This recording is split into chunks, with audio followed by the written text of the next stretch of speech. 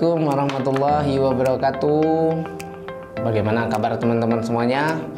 Mudah-mudahan ketika Anda menonton video ini dimanapun Anda berada, Anda tetap selalu dalam keadaan sehat, tetap selalu dalam keadaan ceria, dan tetap selalu dalam keadaan bahagia. Amin, amin ya robbal alamin. Nah, teman-teman semuanya, di kesempatan kali ini saya Ahmad Nasirin akan kembali mereview buku bacaan saya bulan ini yang berjudul tentang habit. Nah, jadi sebetulnya buku ini udah lama banget saya dapat dari beberapa tahun yang lalu, karena memang ada sesi yang memang saya itu pengen banget lah belajar tentang yang namanya habit ini. Jadi teman-teman semuanya, mungkin bisa saya katakan bahwa di buku ini itu menceritakan sedikit tentang apa sih habit itu. Jadi habit itu segala sesuatu yang kita lakukan secara otomatis, teman-teman semuanya. Bahkan kita melakukannya tanpa berpikir. Habit adalah suatu aktivitas yang dilakukan terus-menerus sehingga menjadi bagian daripada seorang manusia. Dia adalah kebiasaan kita. Artinya sederhananya adalah habit itu adalah kebiasaanmu atau kebiasaanku atau kebiasaan kita, teman-teman semuanya. Jadi dicontoh lagi, misal di buku ini itu ada contoh seorang pemain sepak bola yang menggiring bolanya dengan lihai, dengan kayaknya kelihatan banget lengket gitu di kaki dia.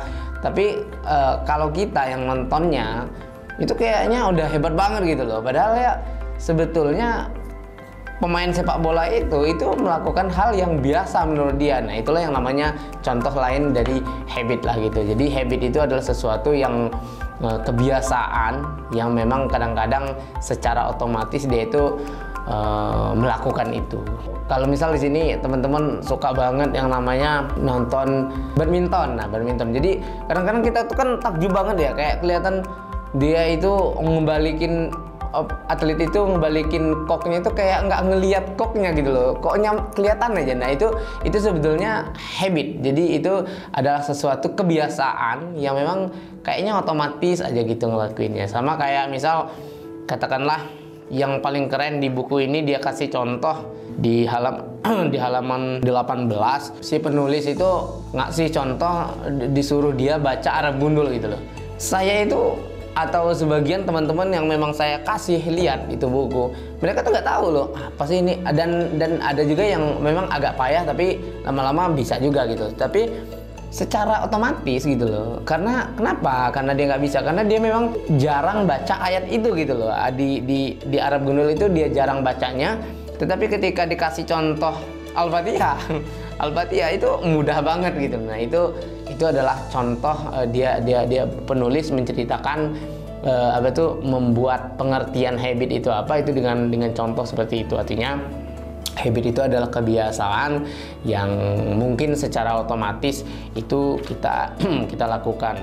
Jadi kayak habit itu ibarat autopilotnya lah pada diri manusia yang menentukan bagaimana dia merespon terhadap satu kondisi tertentu, atau pembiasaan respon terhadap kondisi tertentu. Karena dalam satu penelitian sampaikan bahwa dari 11.000 sinyal yang diterima untuk manusia, hanya 40 yang diproses secara sadar, sedangkan sisanya diproses secara otomatis. Hasil penelitian lain juga menyampaikan setidaknya 95% daripada respon manusia terhadap satu kondisi tertentu terjadi secara otomatis. Memang benar-benar banget teman-teman semuanya, kayak banyak hal kalau memang kita bisa sadar, bisa hitung, kadang-kadang kita itu misal katakanlah saya makan saya biasa makan apa ya?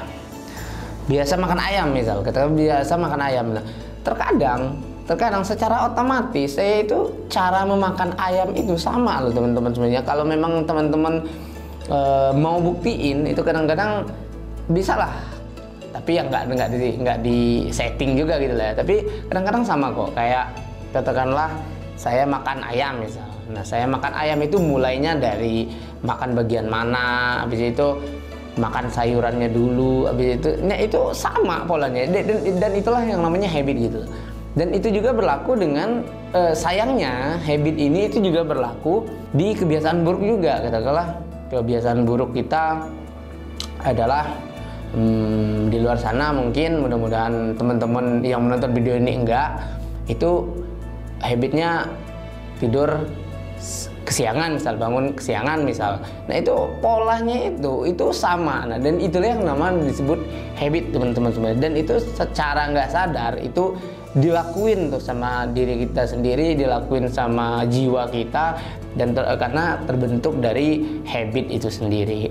Jadi why habit? Mungkin di antara kita ada yang bertanya-tanya, bila habit ibarat sebuah program di dalam tubuh kita, lalu untuk apa kita membentuk habit? Jadi saya tidak ingin kehilangan kreativitas dan spontanitas dan berpikir, berbicara dan bertindak sebagaimana komputer atau robot. Saya manusia.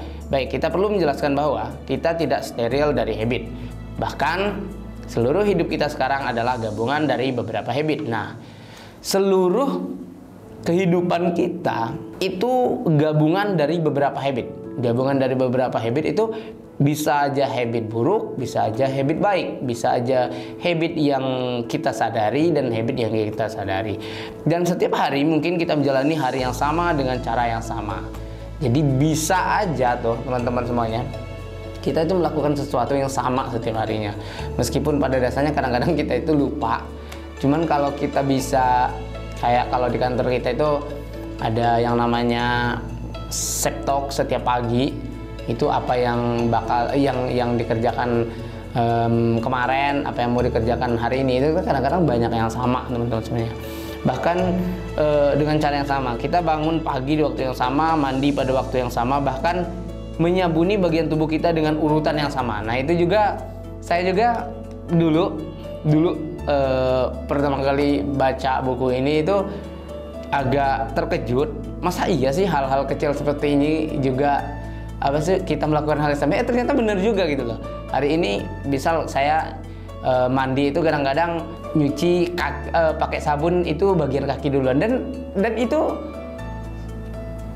oh iya juga gitu loh. Jadi apa sih, hal-hal yang sekecil itu pun itu ada pembiasaan, dan walaupun nggak kita sadari, itu otak bawah sadar kita lah, alam bawah sadar kita lah yang melakukannya sendiri. Nah itu yang disebut habit. Kita telah terprogram. Saya juga ingin mengingatkan bahwa kreativitas, spontanitas juga adalah habit. Jadi kreativitas dan spontanitas kita itu adalah habit juga.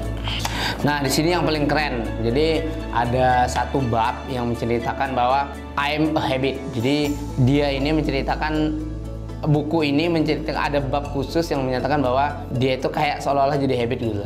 Jadi kayak nama saya habit dan saya selalu mendampingi Anda. Saya adalah pelayan Anda yang paling rajin gitu. Atau beban Anda yang paling berat. Saya akan mendorong Anda maju atau menarik Anda jatuh ke dalam jurang kegagalan. Saya adalah pelayan bagi semua orang hebat dan apa boleh buat, juga bagi orang-orang gagal. Mereka yang gagal, saya yang membuat mereka gagal. Jadi habit itu mau dia baik mau buruk, I'm a habit. Saya punya kekuatan yang tidak bisa dibayangkan kecuali oleh orang-orang yang layak. Sayangnya kekuatan saya bukan hanya untuk membangun, namun bisa juga menghancurkan mereka. Saya bukan mesin, sekalipun saya bekerja dengan presisi dari sebuah mesin ditambah kecerdasan manusia. Anda mau mendaya gunakan saya dan mendapatkan keuntungan atau memanfaatkan saya untuk kehancuran, maka hal itu tidak ada bedanya bagi saya.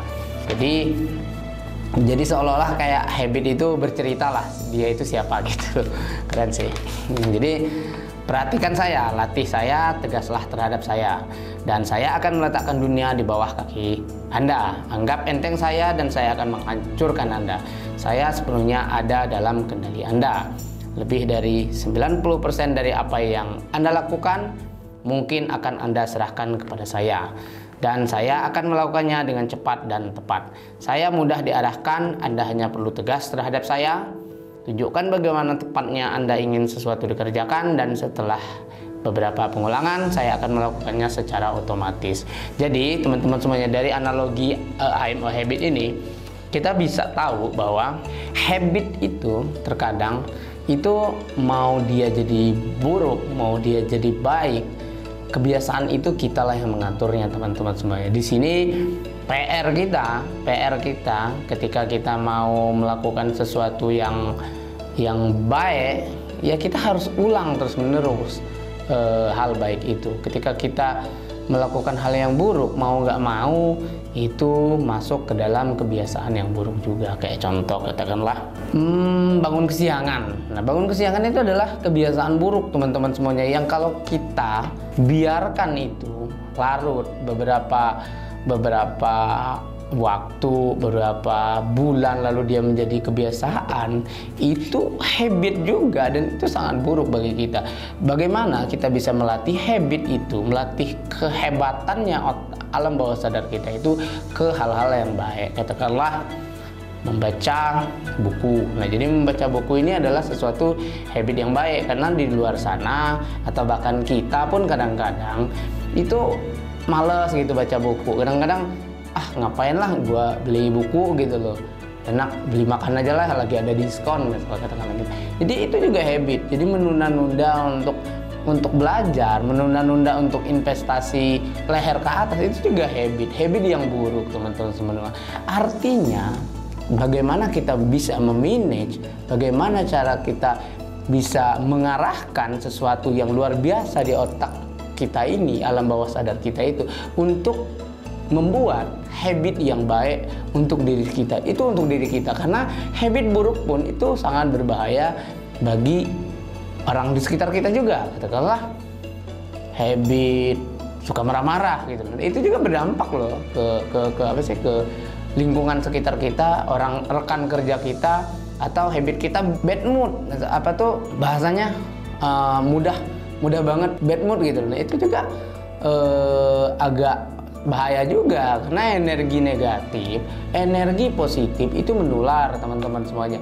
Energi apapun energi itu dia menular ke lingkungan kita. Kalau kita kerja ya lingkungan kerja, kalau kita sekolah ya lingkungan sekolah, kalau kita kuliah ya lingkungan sekolah. Artinya jangan sampai ketika kita udah tahu, ketika kita udah saya ini punya kebiasaan buruk nih, itu masih kita pupuk dan kita nggak mau ada perbaikan dengan kebiasaan buruk itu, ya kita bakal rugi sendiri gitu loh. Bahkan kita bisa merugikan orang lain. Nah, teman-teman semuanya, itu kayak pembahasan menghantar kita memahami mengapa kita memerlukan habit dan apa itu habit. Jadi guna habit itu luar biasa. Intinya adalah habit itu kebiasaan, gunanya adalah untuk diri kita sendiri dan untuk lingkungan. Jadi di buku ini juga ada beberapa bab, banyak sebetulnya babnya, tetapi nggak mungkin saya bisa ulas satu-satu. Nah, mungkin kalian bisa beli sendiri teman-teman semua buku bab habit, tentang habit, terserah, banyak, semuanya bagus kalau tentang habit, karena ini sebetulnya lebih kepada kayak kita harus memahami yang namanya diri kita lah, kayak gitu. Habit kan udah kita tahu itu hasil daripada pengulangan ya, pengulangan suatu aktivitas dalam jangka waktu tertentu. Semakin banyak satu aktivitas diulang dalam jangka waktu yang lama, maka habit akan semakin kuat. Walaupun pada manusia habit yang dipilihnya dipengaruhi oleh cara berpikir, namun dalam proses pembentukannya peran akal tidaklah terlalu dominan. Faktor yang menentukan apakah kita akan memiliki habit hanya dua hal, yaitu latihan dan pengulangan, yang tentu saja dilakukan dalam rentang waktu tertentu. Jika diibaratkan bahwa habit adalah hasil keturunan, maka ayahnya adalah latihan dan ibunya adalah pengulangan. Mau dibalik juga boleh, bila mana keduanya bertemu, pasti akan terbentuk habit pada diri manusia. Pengecualian akan kita tentunya akan ada pengecualian lah. Nah, jadi intinya dari bab ini adalah habit itu terbentuk itu dari latihan dan pengulangan. Jadi ada dua hal, latihan dan pengulangan. Jadi habit itu bisa dibentuk teman-teman semuanya. Habit itu bisa dibentuk. Meskipun katakanlah kita mau jadi sesuatu yang hebat dalam hal bahasa Inggris katakanlah. Nah, itu habit berbahasa Inggrisnya yang harus kita latih. Katakanlah kita sering membaca translate atau subtitlenya film luar, habis itu kita bukan baca, dengar musik bahasa Inggris. Nah, itu adalah latihan-latihan yang memang biasa dilakukan, dan itu dan yang kedua adalah pengulangan atau repetition. Jadi habit, kayak kalau teman-teman di sini ada yang saya dulu itu tahu apa itu surah Atin nggak? Nah, jadi surah Atin itu dulu itu ada, saya pas SMP itu ada ujian, nggak bakal dapat nilai ketika nggak hafal Atin. Nah, jadi ada beberapa teman-teman itu yang memang kok cepet bener hafal gitu loh. Ternyata ketika sharing, ya sebetulnya mereka itu hanya mengulang, dan mengulang itu nggak lebih dari 60 kali dia baca, lalu dia baca terus lagi, baca teks, habis itu dia berusaha mengingat dan jadilah hafal. Nah, itu yang namanya pengulangan atau latihan. Jadi habit itu bisa dilatih gitu loh. Kayak katakanlah latihan berbicara di depan umum. Nah, itu juga bisa dilatih. Karena ada juga habit yang nggak mau ngomong di depan umum tuh, karena ya malu, kadang-kadang nggak berani. Nah, tapi habit itu adalah bentuk hasil dari kebiasaan. Tetapi bisa kita rubah, bisa kita olah habit itu menjadi sesuatu yang berbeda, yang tadinya negatif jadi positif, yakni dengan cara latihan, dan kita tahu dan kita sadar bahwa itu habit yang buruk, teman-teman semuanya. Nah, mungkin itu saja yang bisa saya sampaikan terkait dengan buku habit yang saya baca. Jadi sebetulnya banyak subbabnya terkait dengan habit. Jadi kayak cuman nggak mungkin saya jelaskan satu-satu ya, karena memang setiap babnya itu banyak banget. Ada beberapa praktek juga yang bisa kalian baca ketika kalian bisa kalian lakukan ketika kalian membaca buku ini. Itu kayak ada praktek-praktek lah yang memang kayak habit itu kan bisa dilakukan ketika 21 hari, ada yang 31 hari, ada yang 41 hari. Ketika itu dilakukan terus-menerus, itu akan menjadi habit. Kayak saya beberapa waktu yang lalu itu bikin habit baru. Jadi saya kan kebetulan dulu itu kesiangan terus tuh. Nah, tetapi secara konsisten aja kamu ngelakuinnya selama 21 hari tanpa putus, kamu itu akan melakukan, otak bawah sadar kita, alam bawah sadar kita itu akan melakukannya secara otomatis. Itu bisa kalian terapkan. Kayak katakanlah puasa gitu loh. Sebetulnya puasa Ramadan, kalau teman-teman memahaminya, itu puasa Ramadan itu sebetulnya adalah contoh dari pembentukan habit lah. Kayak misal itu kan selama 30 hari lah, katakanlah ya 30 hari, ada yang kadang-kadang 29, kadang-kadang 31 juga. Nah, itu ketika kan biasanya di bulan Ramadan itu kita sholat malam, siangnya kita puasa. Nah, itu secara otomatis sebetulnya ketika memang benar-benar kita lakukan dengan baik ya.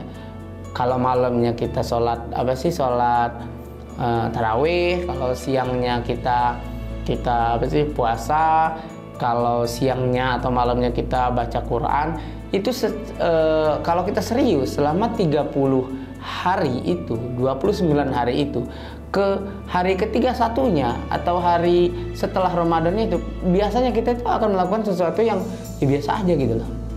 Ya, jadi bahkan kadang-kadang kalau saya sih ya, kadang-kadang kalau saya, dan ini saya juga tanya sama teman-teman yang lain, itu kadang-kadang di hari setelah lebaran itu, setelah puasa itu, di lebaran pertama itu kayak ragu gitu, apa sih mau makan itu. Kenapa? Karena memang udah terbentuk habitnya teman-teman semuanya.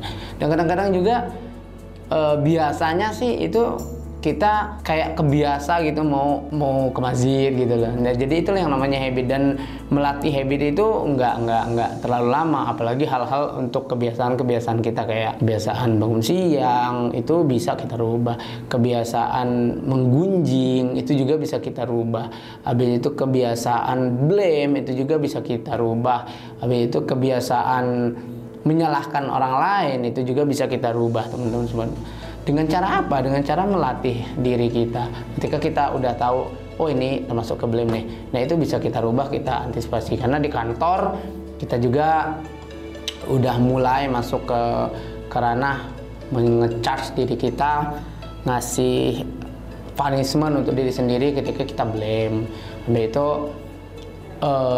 mempunishment diri kita ketika kita tidak melakukan salat duha gitu. Jadi begitulah cara melatih, dan kalian mulai bisa konsepkan tuh kalau memang habit kalian ini apa tuh yang mau kalian rubah. Kalau dia habit buruk, apa yang mau kalian rubah, itu kalian udah bisa ngelis tuh, ngelis apa yang harus dilakukan. Dan nggak usah terlalu banyak, nggak usah pakai 10.000 jam, habis itu nggak perlu harus 5 tahun, enggak, cukup hanya maksimal itu 30 hari secara konsisten kamu lakuin, itu bakal tercipta atau terbentuk yang namanya habit. Gitu teman-teman semuanya.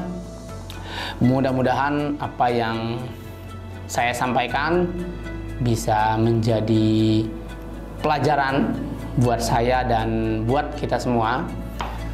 Dan kalau teman-teman mau baca bukunya, kalau saya sih ini versi lama, ini dari Koh Felix, tetapi saya juga ada beberapa buku habit lain yang pernah saya baca dan hampir sama aja isinya, tapi ada beberapa tambahan. Kalau memang kayak misal habitnya Koh Felix ini, buku dia ini lebih kepada ada contoh-contoh tentang keagamanya, habis itu tentang kebiasaan beragama. Cuman di buku yang lain terkait dengan habit banyak juga versi-versi lainnya, dan intinya adalah itu sama. Intinya adalah bagus banget memberikan pengertian bahwa habit itu bisa dilatih, habit itu bahaya kalau kita nggak tahu, kalau dia negatif, baik banget ketika itu positif. Gitu teman-teman semuanya, mudah-mudahan berguna bagi kita semua. Oh ya, buat teman-teman semuanya yang nonton materi video sampai selesai, saya mau Anda semua komen atau kasih saya saran di bawah, itu buku apa aja sih yang mau saya review gitu, mau saya baca di bulan depan. Jadi mudah-mudahan bisa nanti saya baca. Kalau ada komennya nanti kalau ada sarannya nanti kalau relate dengan ilmu yang bisa saya sampaikan di sini, itu nanti saya beli. Tapi kalau misal buku komik kah, nah itu nggak relate karena kita di sini ya bukan nggak baik komik itu, cuman kalau untuk mau di-review di sini itu kayaknya kurang pas aja. Gitu teman-teman semuanya, saya akhiri. Assalamualaikum warahmatullahi wabarakatuh.